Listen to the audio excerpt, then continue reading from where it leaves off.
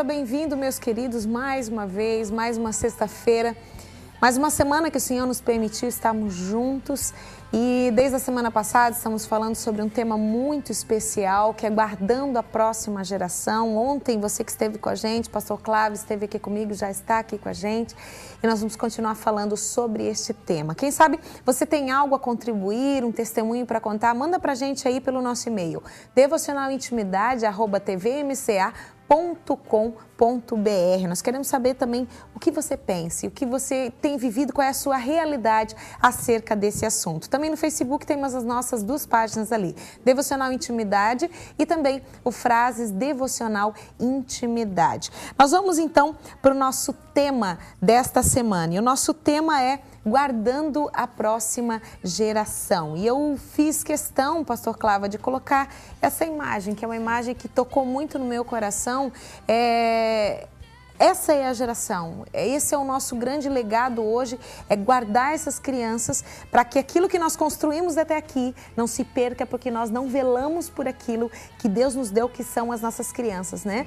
Nós falamos ontem bastante, já desde a semana eu estou ministrando acerca desse tema, nós passamos um vídeo que a gente vai ver um pouquinho das imagens novamente, que traz dados alarmantes de tudo que está acontecendo, de tudo que está sendo lançado sobre as nossas crianças. Nós falamos sobre as causas, falamos sobre os problemas, falamos sobre cifrar e puar, né? Aquelas duas parteiras que foram levantadas por Deus, falamos sobre várias coisas. E hoje, pastor, eu queria dar toda a liberdade para o Senhor ministrar para nós, porque eu estava lendo um artigo aqui da revista desse mês, da MCM, que até fala sobre a Tailândia, que hoje, pastor, não sei se você já leu, mas a Tailândia também tem dados alarmantes de prostituição infantil, né?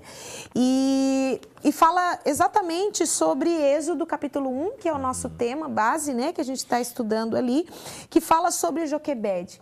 E Joquebede, a mãe de Moisés, ela foi uma mãe sábia. Ela conseguiu, no meio de todo aquele caos, de todo aquele decreto de morte, no lugar da morte, que era o rio Nilo, foi guardado a vida do libertador. Então, nós temos a possibilidade de gerar libertação, de guardar essa geração, porque eles são os libertadores para esse tempo, são a voz profética de Deus para esse tempo. Então, nós como pais, mães, líderes, pastores, professores, quais as atitudes, o que nós podemos fazer para não perder aquilo que Deus nos deu? Sim, bom dia a todos. Realmente, esse texto de Êxodo conta a história da mãe de Moisés, e essa mulher representa o desejo de Deus para a igreja hoje.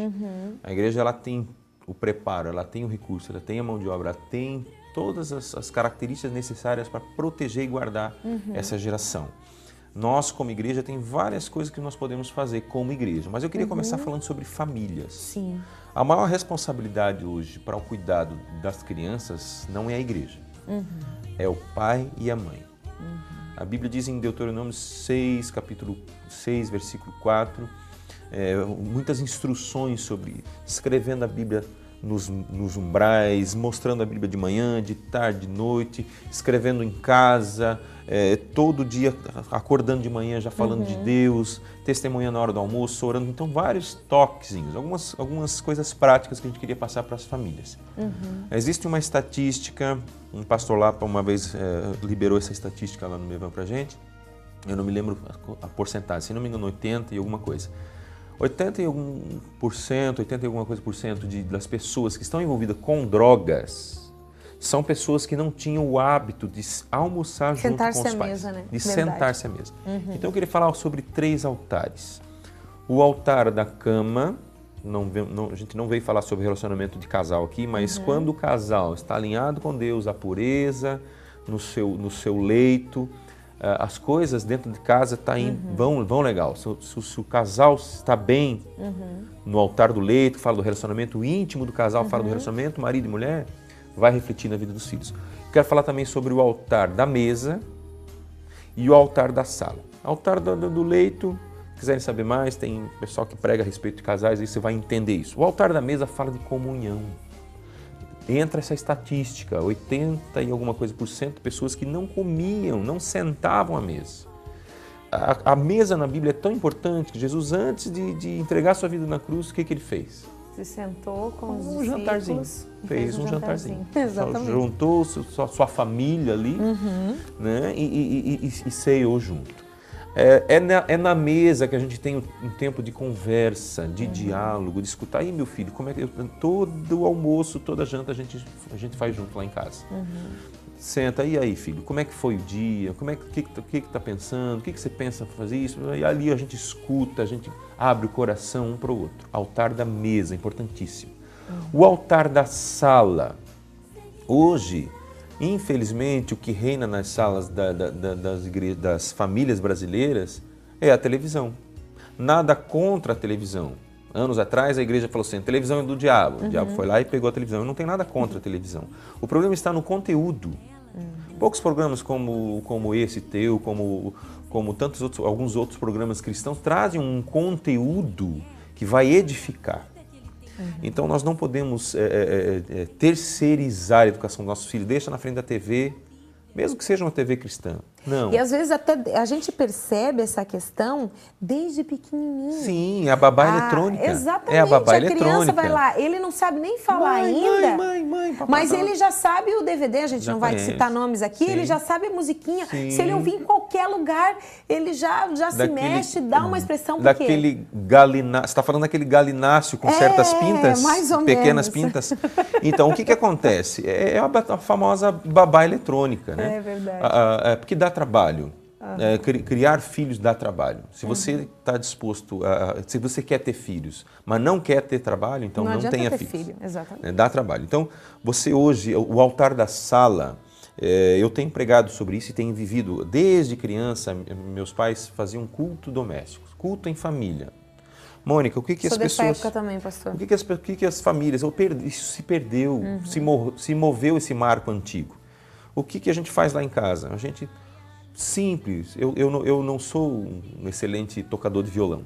3 notinhas no violão, a gente adora o Senhor, a gente lê a Bíblia e ora junto. Depois de uma prática de muito tempo, a gente fazendo isso, algumas semanas atrás, nós estávamos adorando a Deus em casa, estabelecendo um altar na nossa sala. O meu filho mais novo chegou, pai, chorando, pai, me perdoa, chorando, de correr lágrima. Eu falei, filho, mas perdoa do quê? Eu preciso te obedecer mais, eu preciso te... meu menino de 4 anos. Né? O mais velho também, pai, eu estou sentindo algo assim do Senhor, vamos orar junto, começamos a orar. Estabelecendo o altar na sala de casa. E a gente pode abrir o coração, a gente pode escutar o que cada um tem para falar, eles têm a oportunidade de ler a Bíblia, de falar o que entenderam, o altar da casa. Então, em casa, é possível se estabelecer esses altares. É possível a gente ter um período de oração, nós temos períodos lá em casa de intercessão por nações. Todo domingo à noite a gente reúne as crianças lá no Mevan, a gente dá um tema para a criança. Essa semana nós vamos orar pela Itália. E durante a semana as crianças podem reunir com os pais, orar pela Itália. Qual é o problema da Itália? Tem problema de tráfico com crianças? Qual é o problema da África? Vão orando, intercedendo por nações. E você vai gerando e destravando a criança, né? Exatamente. Fazendo ela entender o seu papel. É aquele entendimento, assim, é porque muitas pessoas pensam assim, a criança é pequenininha, nós temos que brincar de culto. Não se brinca de culto com criança. Ai, que cuti-cuti, ela sabe orar. Não, a criança ora e a oração de uma criança, ela tem uma ligação direta com o céu. Então Deus escuta, porque Deus não está interessado em palavras bonitas, Ele vê um coração. Pureza do coração, a humildade do coração de uma criança. Então a gente estimula isso muito em casa. Os meninos intercedem, eles oram um pelos outros, sempre que a gente está meio doentinho, minha esposa agora está meio gripada, eu querendo entrar numa gripe, não, vem cá, meu pequeno pega lá, ora, o meu mais velho pega a minha esposa, vamos orar, ora, intercede. Olhar para a criança com o olhar de Jesus. Jesus olhava para uma criança e não via assim, vai ser alguma coisa quando crescer. Não, Jesus falou o seguinte, delas é o reino. Não impeça ela de chegar a mim, porque delas é o reino. Alguém que quiser ser qualquer coisa no reino, botou uma criança no meio dos 12 apóstolos. Sempre usou. Este é o modelo, botou no colo assim, está aqui, esse é o modelo. Humildes como uma criança. Então a gente precisa olhar a criança como Jesus olha uma criança. Dá a oportunidade dela em casa para se expressar, orar, interceder, faça o culto em família, estimule sua criança a ler. E às vezes os pais pensam assim, poxa, mas eu não tenho tanta sabedoria, eu não sou letrado. Eu vou, por exemplo, usar o meu exemplo. Eu comprei uma Bíblia para o Christian, que é a Bíblia do Garoto Radical, né? E dentro da própria Bíblia tem vários... Você vai lendo a Bíblia, você vê que é tão tremendo que ela te incentiva a ler a Bíblia inteira. Sim. Porque todo dia tem um devocional. Esse devocional tem uma linguagem até um pouco engraçada, às vezes, né? Por exemplo, ontem o devocional que nós fizemos falava sobre Raquel quando ela roubou os ídolos de Labão. Certo. Aí o nome do devocional era Ladra de Deuses. Né? Certo. E aí falava ali, contava a história de uma forma bem engraçada, que o Cristian até deu risada com aquilo ali, mas ele aprendeu. Se eu perguntar daqui 10 dias para ele, de uma forma muito simples, nós lemos o devocional, marcando, Mônica, vai marcando, nós oramos, exatamente. Vai marcando, vai pontuando na vida da criança, na vida daquela...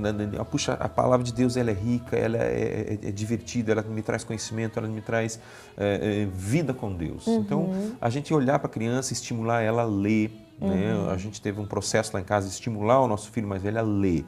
Começou a pegar gosto por leitura. Hoje toda a mídia te foca com tantos jogos, tanta coisa, você não tem um contato com leitura. Exatamente. Porque é lendo a palavra que você vai ter um entendimento daquilo que Deus tem para a criança, para ele mesmo, né? Então a gente estimula muito a leitura em casa. E botamos ele para ler. Vai ler, filho, vai ler um pouquinho.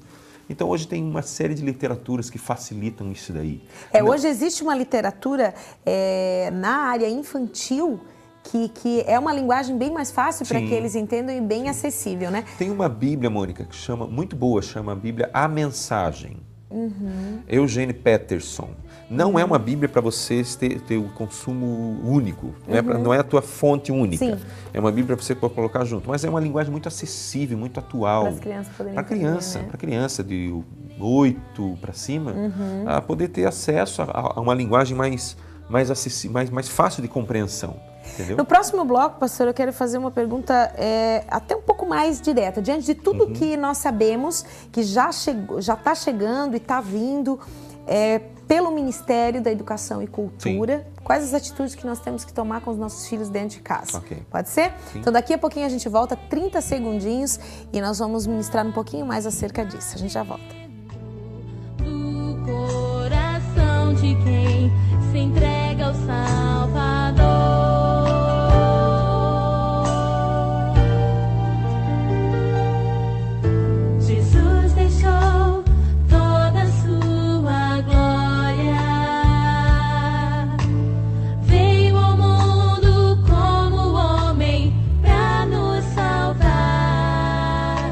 Viver